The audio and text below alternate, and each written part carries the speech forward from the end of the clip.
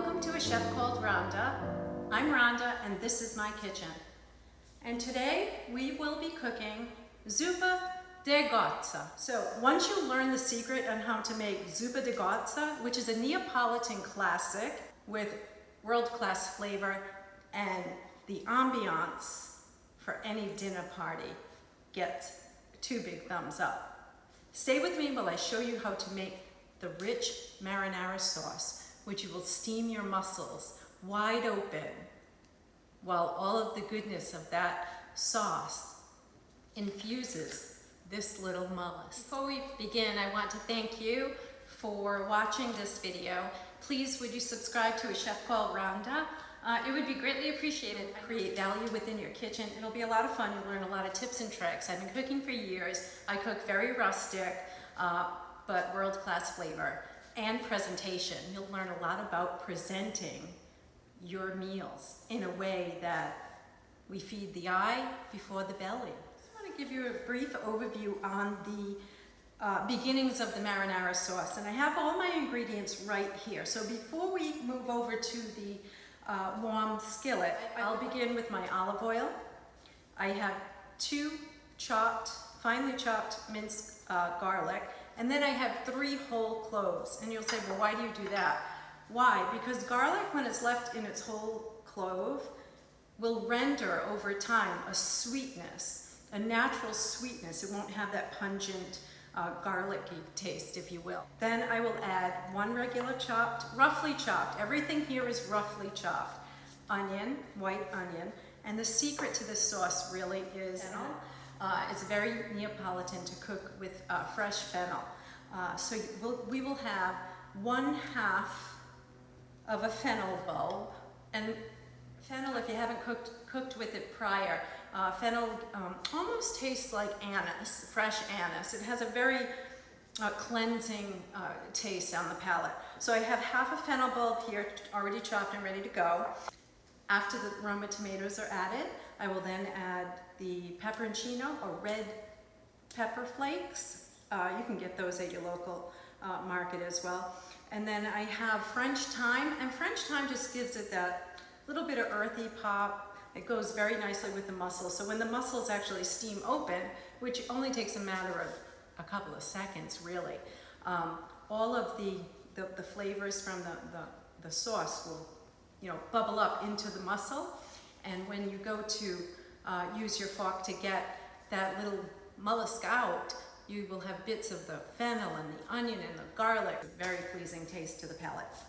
So that's pretty much the basics of the ingredients. Although I do have 1 cup of red wine here, and I do add that. Now, if you're not inclined to use red wine or white wine, some folks use white wine, but it's more Neapolitan, I find, using the red wine. That's how I was brought up. 1 can of regular diced tomatoes, which will just add that nice fluid to the sauce. So let's get started. My skillet on medium heat here, and I'm going to add my 2 tablespoons of olive oil. The warm olive oil, I will add the garlic, like so, and you can hear the sizzle. And let's get every drizzle of that olive oil out there. And I love my wooden spoon. If you follow me, you'll get to know my wooden spoon, and we're very close. Flavor. Next, I will add our roughly chopped onion. Now I will add my fennel, and this is the big ticket item here. This is the big ticket item here, the fennel. This is what really gives that nice, workable, palate-pleasing flavor. Italian seasoning. You can purchase Italian seasoning in your local market for sure. And yes, I like to add the seasoning to a hot pan and not to any kind of liquid. My understanding through the years of rustic cooking is when you add the seasoning to a dry pan or a hot pan with oil, you're going to get that nice warm texture of the herbs and spices. We're going to take about a teaspoon of red chili pepper flakes, like so. Again, my bay leaf, That's a beautiful bay leaf right there. Actually, I'm going to add 2 to this recipe. Always 2 bay leaves. Okay. I'll add a teaspoon of butter, 1 teaspoon. And now all the smells and all the aroma is incredible. And you see the goodness here? What's happening in the pan? Okay, that's the beginnings of Zuupa De Cozze. And now we will allow the onion to become translucent, ever so slightly translucent, not completely. Okay, and we spoke about the French thyme. I'm going to, and I do a lot by hand, but I would say 1 teaspoon right through there. That. Why do we not need salt here? Well, the salt comes naturally from the mussels, right? They live in the ocean, of course. So no salt added. Now it's time to add my roughly chopped 2 Roma tomatoes. Get every bit out. I'm gonna kick up the heat by 1 notch, so I'm on just above medium heat now. 1 1/4 cup red wine.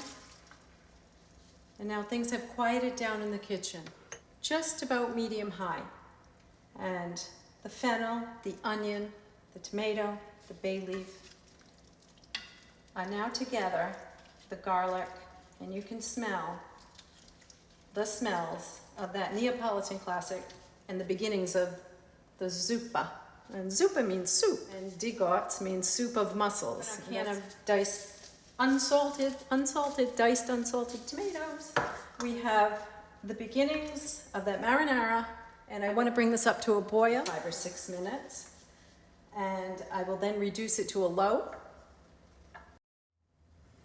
Okay, and there we have our boiling point. First, let's get that wooden spoon, and let's give it a turn and flip around the bay leaves, and it smells crazy good in here, crazy good. So as our marinara or zuppa is cooking on low and marinating to all that great goodness of flavor, I wanted to recap the recipe for you. Cheers. Chindan. Have a cup of black coffee here. So to recap the recipe, it's super simple, super tasty, super nutritious, and super affordable. So just getting back to the mussels, I know I spoke briefly about them, but they're about $3.99 a pound, and they're sold traditionally in a 2-pound fish net or so, and we keep them on ice, and actually they'll keep for a couple days in the refrigerator, nice and cold.